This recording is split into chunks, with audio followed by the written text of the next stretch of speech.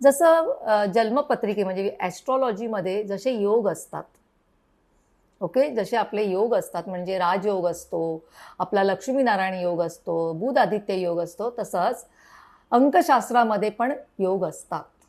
तर मी इथे एक योगाबद्दल अंकशास्त्राशी रिलेटेड योग सांगते.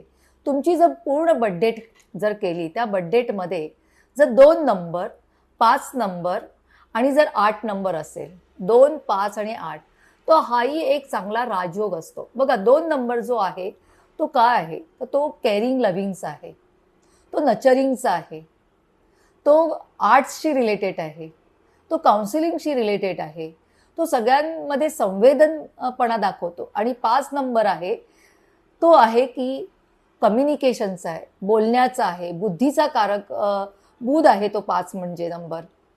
त्याचबरोबर 5 नंबरमध्ये सगळ्यांच्या मध्ये मध्यस्थी करणं,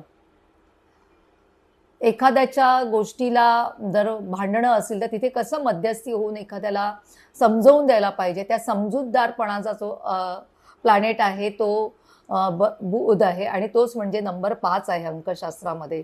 आणि 8 नंबर जो आहे तो शनीचा आहे.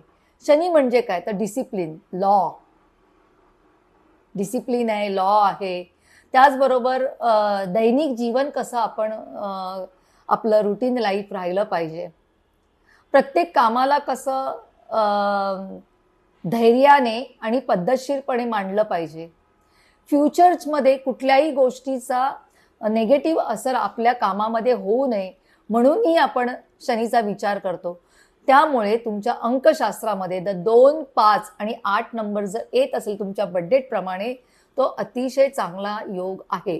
तर अशा वेळेला मात्र तुम्ही या सगळ्या गोष्टींवरती तुम्ही बारकाईने लक्ष द्या आणि त्याच्यावरती तुम्ही तुमचे नंबर्सच्या प्रमाणे तुमची वागणूक बॅलन्स करा, संतुलन करा.